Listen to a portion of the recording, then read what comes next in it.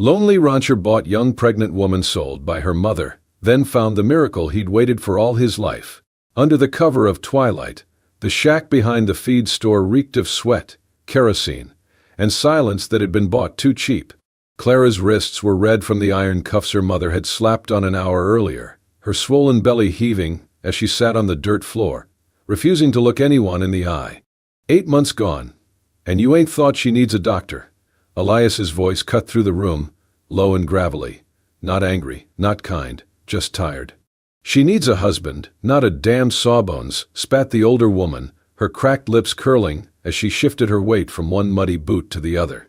A man like you ought to know the difference. I do not need a wife, Elias said, eyes not on Clara, but somewhere behind her, as if seeing ghosts in the wood-grain walls. I need quiet. The exchange was made without further noise. 2 silver coins, dull and old, 1 jug of whiskey, and a promissory note for half a butchered steer come fall. The mother unlatched the cuffs like she was untying a sack of potatoes and pushed Clara toward the door. Don't give him trouble, she muttered. He paid more than you're worth. Elias did not touch her. He only nodded toward the waiting horse, its mane slick with sweat. Clara climbed up slowly, her eyes burning, throat sore from not crying. The ride to his homestead was silent but for the wind. It was 3 miles through dust-choked trails and pine-lined shadows that seemed to breathe. His house sat at the edge of nothing, no neighbors, no fences, just wild land and a porch that looked like it had not heard laughter in a decade. He helped her down, motioned toward the door. Inside, the air was clean, too clean. No scent of tobacco, no perfume, only wood smoke and lemon oil. A single photograph hung crooked over the mantel, a woman with bright eyes and hands wrapped around a baby blanket, the child missing. You can stay here, Elias said, pointing to a room on the left. The bed is firm. There's water by the stove. I won't come in without knocking. Clara didn't speak. Her fingers hovered near the hidden fold of her boot, where she'd sewn in a thin blade days ago. She nodded once and stepped inside.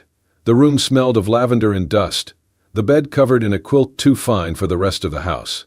A brush, a mirror, and a pair of unused shoes sat neatly beside the dresser. It was not a prison, but it felt like one.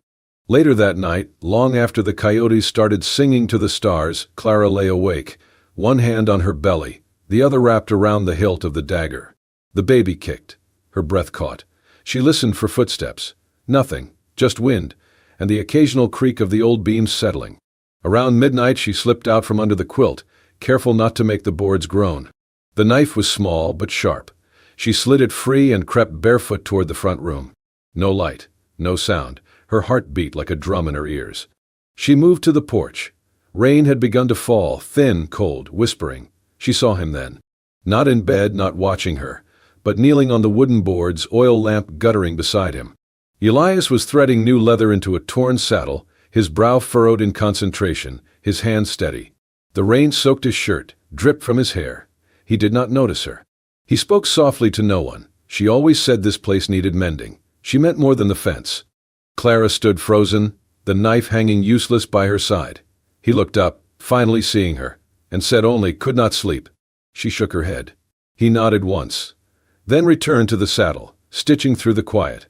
Back in her room, Clara hid the knife under the pillow, not out of trust, not yet, but out of something more complex, something that hurt less than fear. In the morning he left bread and blackberry jam on the table. No note, no questions. Just bread, and silence. The kind that wasn't heavy, for once, just still.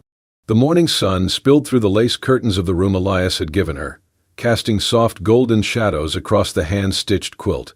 Clara sat upright, the scent of dried lavender still clinging to the corners, mixing with something older, cedar, faint rose petals, and time. The room had not been changed in years. A hoop of unfinished embroidery sat on the windowsill, thread trailing like a forgotten promise. Beside it, a book of psalms worn thin with use. In the center of the far wall, a portrait hung slightly tilted. A woman, no older than Clara herself, with dark hair pinned neatly and a quiet look in her eyes, not smiling, not sad. Just waiting. Elias never entered the room. Each morning she woke to warm cornbread left outside her door, a kettle already singing on the stove. Some days there were extra firewood bundles neatly stacked, a clean dress mended and folded at the end of her bed. He said little, just nodded when she passed, At night the house was still, the only sound the tick of the mantel clock and the faint crackle of firewood settling into ash. Clara had lived in homes where yelling filled the walls, where hunger paced the floors, where silence was sharp and angry. But this silence was different. It did not watch her with suspicion. It let her breathe. One afternoon, as the wind shifted and clouds gathered low over the valley, a sharp knock startled Clara while she peeled carrots by the open window. Elias opened the door before she could react.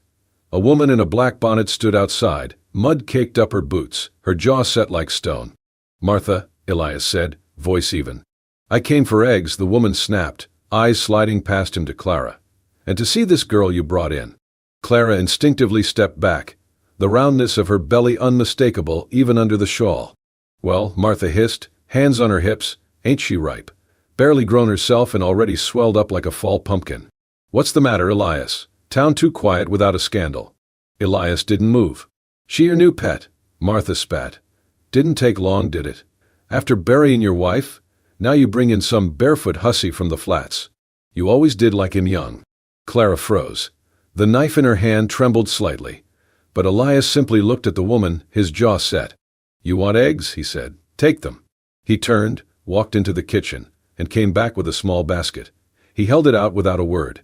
Martha snatched it, eyes still burning holes through Clara. "She won't last, you know. Trash never does." Still, Elias said nothing. He stepped back, placed one hand gently on the door, and closed it. Not slammed. Just closed. The click echoed in the silence that followed. Clara stood for a long time after Martha left. Her fingers rested on her belly, the child stirring inside. She waited for Elias to explain, to apologize, to tell her she was not what that woman said. But he didn't. He returned to the porch, took his place on the worn wooden rocker, and began whittling a piece of cedar without looking up. He had not defended her. He had not denied it. He had just shut the door. That night, Clara sat at the edge of the bed, brushing out her hair in front of the mirror. Behind her, the portrait of the other woman, the wife, watched in stillness. Clara whispered to it, almost without meaning to. "He's more afraid of their words than mine." And she realized then he had not bought her to save her. He had bought her because he had stopped believing in his own worth, because ghosts were easier than people, because silence could not accuse him of anything. But she was not a ghost, she was still alive. And her child would be too. The wind howled like something feral that night, rattling the shutters and creeping through the floorboards like cold fingers looking for warmth. Clara lay in bed, eyes open, muscles tense. Every creak of the house fed her unease. She had counted the days. Nearly 2 weeks since her mother sold her off like livestock. Elias had not touched her, not even spoken more than necessary, but the silence was no longer comforting. It felt like waiting for a rope to tighten. She rose without lighting the lamp, dressing quietly in the long coat Elias had left hanging on the peg. The blade tucked in her boot pressed against her ankle, a grim reminder that freedom always came with a price. She pulled on thick socks, wrapped her shawl tightly, and stepped out through the back door. The cold hit her like a slap. Snow had started falling, light but fast, piling over the cracked stone path. She pressed on through the wind, teeth clenched against the sharp bite of air, her boots crunching softly. She did not know where she was going, only that it had to be away. Away from the house with the silent man. Away from the whispers. Away from the ghost of a woman in every thread of that bedroom. But a sudden twist of pain in her side stopped her mid-step. She gasped, grabbing the railing for balance. Another jolt, lower this time and stronger. She doubled over, the snow stinging her knees as she fell. Her breath came in short bursts, fogging in the dark. "No," she whispered, pressing her palm to the taut curve of her belly. "Not now. Please, not now." A sound, footsteps, heavy and fast. Then Elias's voice, rough with urgency. "Clara." She did not answer. She could not. The pain surged again. Then his hands were under her, lifting her with ease, her body pressed against the soaked wool of his coat. He carried her back into the house without a word, straight past the fire, into the warmth of the quilted bed. He knelt beside her, his face flushed from the cold, and placed a calloused hand on her stomach. His voice, when it came, was low and strained. "Do not let your child die because of what people say." His words struck her like thunder in a quiet sky. She stared at him, unable to look away. In that moment he was not the silent man who avoided questions. He was someone else, someone who knew what it meant to lose. Later, when the pain dulled and her breath returned to normal, Clara spoke for the first time about her past. She wanted me to serve drinks, she said, eyes fixed on the dancing flames in the hearth. To pour whiskey and sit on laps and smile like nothing mattered. The miners paid better if the girl was pretty. She paused, fingers gripping the edge of the quilt. I said no. Once. Just once. She locked me in the goat shed for 2 nights. After that, I stopped saying no. Elias said nothing. He just stared into the fire, shoulders tense. I ran, Clara continued. Found a job cleaning sheets at a boarding house in Dry Creek. That's where I met him, the father. He was kind. Until he was not. She looked at Elias. I do not even know if he knows. I do not know if I want him to. Elias nodded once, slowly. Then he rose, set a fresh log on the fire, and left her to sleep. But sleep did not come easy.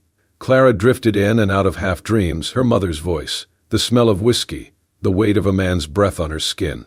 Sometime after midnight she woke with a start. There was a sound, faint, heartbreaking, crying. She sat up, breath caught in her throat. The baby. No, it was coming from outside her room. She rose quietly, walked toward the source, and stopped at the end of the hallway. Through the open doorway she saw Elias seated by the front window, the moonlight tracing silver lines across his face. In his lap lay a tiny dress, pink, hand-stitched, delicate as a sigh. He held it like one would hold a memory they were afraid to break. She made it after the third, Elias said softly, without turning. Still believed it'd be different next time. Clara stepped closer, her voice barely above a whisper. The third what? The third loss, he said. She lost 7. I buried each of them behind the ridge. Boys, girls, we never named them. He traced the hem of the dress with one finger. I buried this one after the 7th. Could not look at it anymore. Clara stood in silence, the air thick with a sorrow that stretched beyond years, beyond words. And in that moment she understood. He did not shut the world out because he was cruel. He shut it out because it had taken everything he once dared to love. The morning after the crying, the snow had mostly melted, revealing the brown, brittle grass beneath. Clara stood at the kitchen window, watching Elias saddle his horse. He moved slow, precise. As always, but something had shifted. Last night had changed the quiet between them into something else, no longer made of fear or uncertainty, but of shared sorrow. After he rode off toward town, Clara wrapped herself in her shawl and stepped outside. The wind had softened, the air damp with thaw. She followed the narrow trail behind the barn, boots crunching on half-frozen soil, past the chicken coop and the broken fence. The footprints led her farther than she had ever dared to go, through a thinning grove of pine, up a gentle rise where the trees grew sparse and the sky widened. At the top of the ridge, she saw them. 7 markers, worn and uneven, arranged in a line like forgotten prayers. No names. Just numbers, crudely etched with a blade into the weathered wood. Clara's breath caught in her throat. She knelt before the last one, the 7th. The earth there was newer than the rest, the grass struggling to grow. A single wildflower, stunted and bent from the cold, leaned against the marker as if mourning too. She reached out, fingers trembling, and laid her hand on the wood. Warm. Somehow, impossibly warm. And just like that, the tears came. Not because of fear or shame or loneliness, but because of the weight of it all. The silence she had mistaken for menace. The grief mistaken for cruelty. Elias was not the man the village whispered about in shadows. He was a man who had buried 7 pieces of hope. She cried for them. For him. For herself. She did not hear him approach. But when she turned, he was there, standing at the edge of the grove, hat in hand, eyes unreadable. He did not speak. Did not move. Just watched her the way someone watches fire, knowing it can warm or destroy. I thought you killed her, Clara whispered, voice thick. I thought, they said. I know what they say, Elias replied softly, and I let them. Why? Because arguing takes more breath than silence. His eyes drifted to the markers, then back to her. Each one took a little more from her. And me. By the 7th, there was nothing left. Clara stood slowly, her hand brushing the edge of the wooden cross. She tried to plant roses here, he said. Never grew. Soil's too thin. Wind takes the petals. Maybe this spring, Clara said, we try again. For the first time, his face shifted, barely. A flicker of something almost like disbelief. Then he nodded once, the way a man nods when he hears something he did not realize he needed to hear. They stood there a while longer beneath a sky that promised more cold before warmth. The ridge felt sacred, not in the way of churches, but in the way of pain remembered and honored. Then, without a word, they walked back down together, steps slow, even and side by side. The days lengthened, and the snow began to pull back its icy fingers from the earth. Shoots of stubborn green poked through the frozen ground, the sky no longer a flat gray, but tinged with the pale blue of an approaching spring. Something within the house shifted too, not loudly, but gently, quietly. Clara no longer waited for Elias to leave before stepping outside. She joined him, pulling on gloves, holding nails as he mended the south fence, handing him boards as he patched the roof of the woodshed. She limped a little now, the weight of her belly more pronounced with each week, but she moved with purpose. At noon she cooked corn cakes, stewed beans, rabbit Elias trapped that morning. Sometimes he spoke, most times he listened. And every evening, as the fire crackled and the sky turned from gold to navy, Clara read aloud from the worn Bible that sat in the kitchen hutch, its pages soft from years of turning. She read slowly, pausing to ask questions, to wonder aloud about passages. What does it mean when it says, "Sorrow may endure for a night, but joy cometh in the morning"? Elias, carving a spoon from hickory in the rocking chair, replied without looking up. It means sometimes you have to lose something to understand what's worth finding. One afternoon, Clara stood near the porch where Elias tended to a crook line of wooden stakes running along the fence. She noticed the soil was darkened, turned fresh. Beside each stake sat a bulb, half buried. "You're planting roses again," she said, stepping closer. He glanced up, wiping his hands on a rag. "They won't take, never have." Clara crouched slowly beside one, her hands pressing lightly into the earth. "Then why keep trying?" Elias shrugged. "Because she believed they would. Said even the hardest ground gives in if you're patient enough." "And you?" He hesitated, then looked at her fully. "I never believed it, but I kept planting. Because when she looked out and saw them, even the ones that didn't bloom, she smiled like they did." Clara swallowed the lump rising in her throat. She reached for one of the stakes and turned the soil gently, carefully recovering the bulb. I think she was right. Later that night, as wind whispered against the windows and the warmth from the stove wrapped the room like a blanket, Clara sat at the table, one hand on her stomach. The baby kicked beneath her palm, rhythmic and strong. "If it's a girl," she said softly, "I'll name her Rose." Elias looked up from his whittling. His eyes met hers, quiet, steady. "She'll be stubborn," Clara added. "She'll grow where no one thinks she can, even if it takes time." Elias set the carving aside and nodded, not quickly, but with weight. "That's a good name," he said, "and a better hope." The silence between them that night was no longer a wall, but something shared, like a field waiting for seeds to bloom. Like the space between heartbeat and breath. For the first time in weeks, Clara did not dream of the mining town, or her mother's fists, or the smell of whiskey on a stranger's coat. She dreamed of sunlight through rose petals, of small hands tugging her braid, of Elias smiling, not just with his mouth, but with his whole face, as a girl with dirt-streaked cheeks chased chickens through wildflowers. And in the dream, the roses bloomed, not perfectly, not all at once, but enough. The wind that night was different, hot, dry, charged with a stillness that made even the coyotes fall silent. The sky above the ridge had turned a bruised shade of purple, and thunder rolled low, like a warning drum from the heavens. Elias stood on the porch, watching the distant mountains. A flash of lightning lit the horizon, followed seconds later by a crack of thunder so sharp it split the sky. Then came the smell, acrid, biting, smoke. Clara was setting dishes on the table when the first curl of haze drifted through the open window. She paused, nostrils flaring. The baby moved restlessly inside her, as if sensing something was wrong. Elias burst through the door. "There's a fire," he said quickly, already reaching for blankets. "Up by Briar Ridge. Wind's bringing it this way." Clara moved to the door, looking out toward the tree line. Flames flickered on the distant slope like angry stars falling to earth. "We need to move," Elias said, shoving cloths into a bucket of water. "The old stone hut, North Trail. It's safe." Clara nodded, her heart racing. But as she turned to grab her coat, a sharp pain stabbed through her spine, forcing her to double over. "Elias," she gasped, clutching the edge of the table. He was at her side in seconds, eyes wide. "It's time," she whispered, panic rising in her throat. "The baby." Another contraction hit, harder this time, stealing her breath. Smoke thickened around them. The fire was coming fast. Elias did not hesitate. He soaked 2 blankets in the bucket, wrapped one around her shoulders and the other around himself. Then, with strong arms, he lifted her as if she weighed nothing, cradling her belly against his chest. "Hold on," he said, and kicked the door open. Outside, the world had turned orange. Ash floated through the air like snow, and the wind screamed across the field, carrying sparks with it. The trail to the stone hut twisted through a narrow ravine, half choked with dry brush, and the flames were hungry. But Elias knew the way. He moved fast, breath coming in short bursts, boots thudding over the dry earth.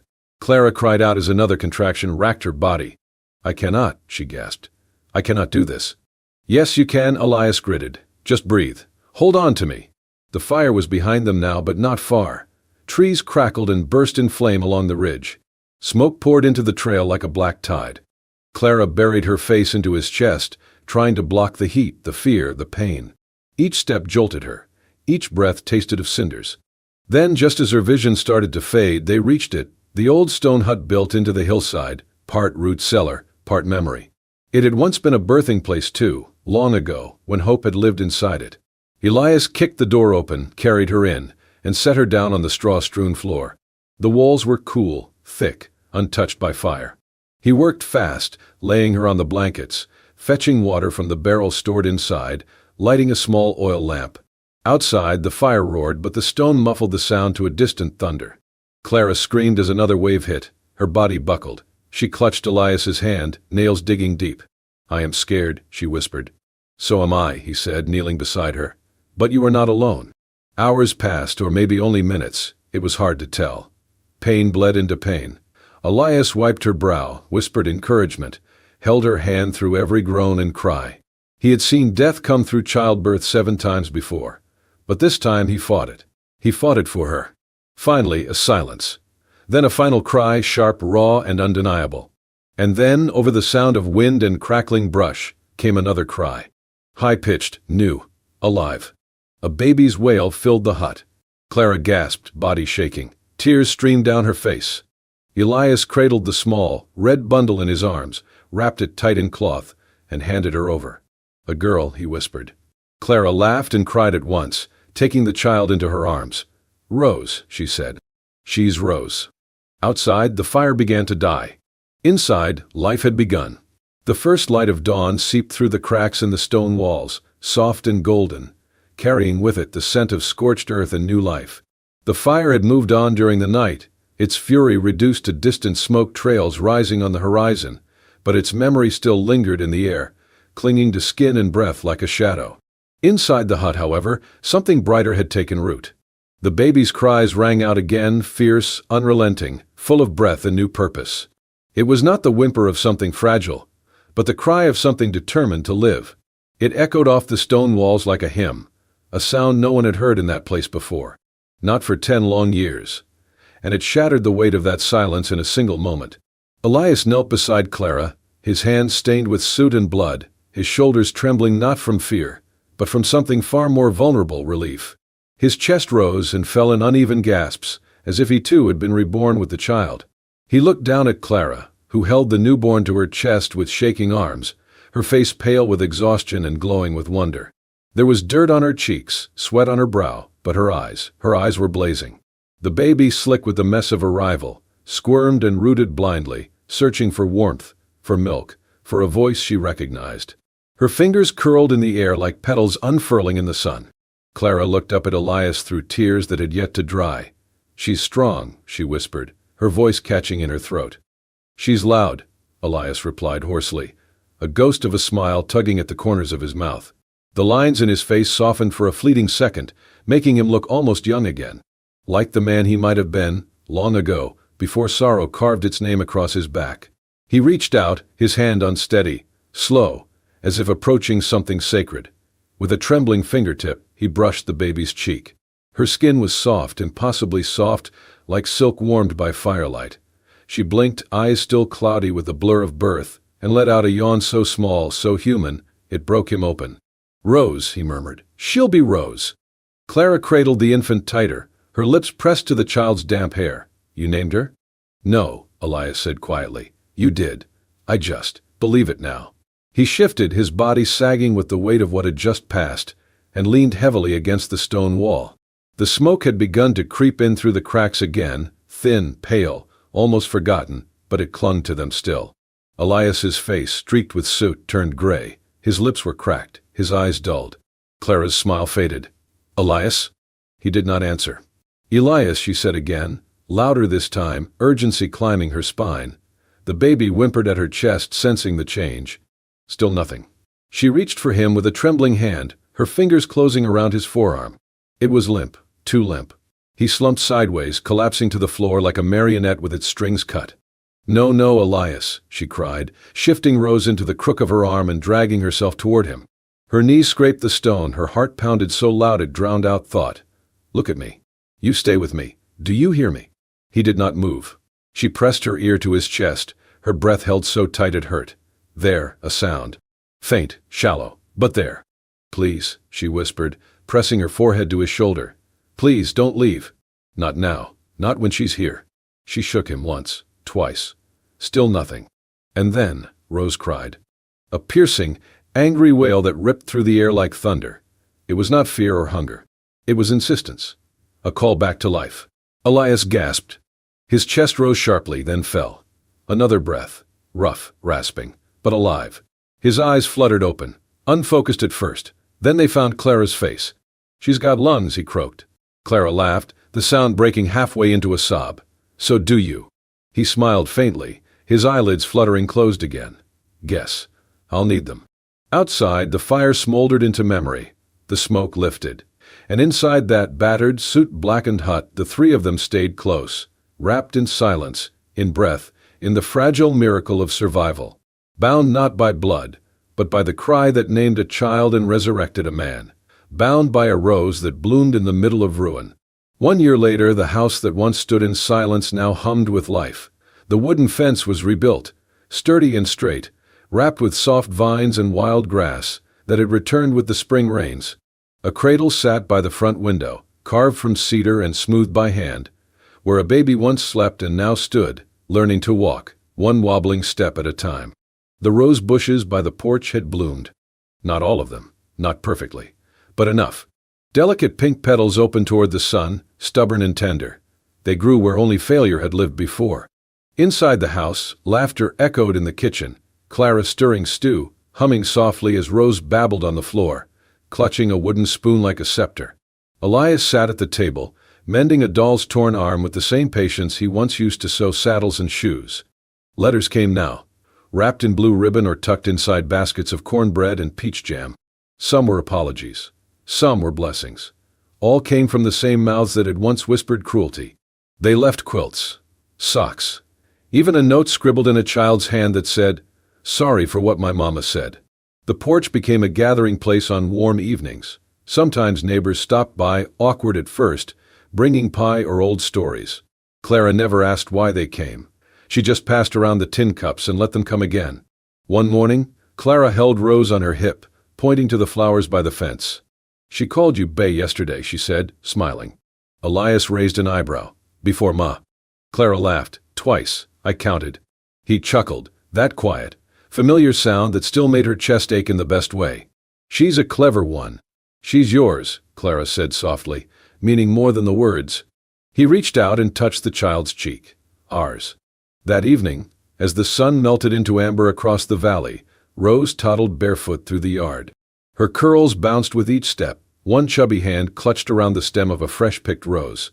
She squealed with delight at a butterfly, stumbled, and rose again, undeterred. Clara watched from the porch, hand resting on her belly, now round once more with new life. Elias stood beside her, his hand gently on her back. The land around them, once scorched and barren, had grown green again, not perfect, not easy, but alive. And as Rose ran laughing into the golden light, the petals of her rose trailing behind her like blessings, Clara whispered, "Some things must be lost to make room for miracles, and even in a place turned to ash, flowers can still bloom." If this story stirred something in your heart, if you felt the quiet strength of a man who thought he had nothing left, the resilience of a young woman rising from betrayal, and the miracle of a rose blooming from ashes, let us know with a like, a comment, or most of all, a subscription. This is Wild West Love Stories, where forgotten romances are brought back to life, where broken hearts learn to beat again, and where miracles grow in the most untamed places. Subscribe to stay with us through every tale of longing, redemption, and love that defied the frontier. And don't forget to hit the bell, so you never miss a story where bullets missed, but hearts didn't. Thank you for riding with us. We'll see you in the next story.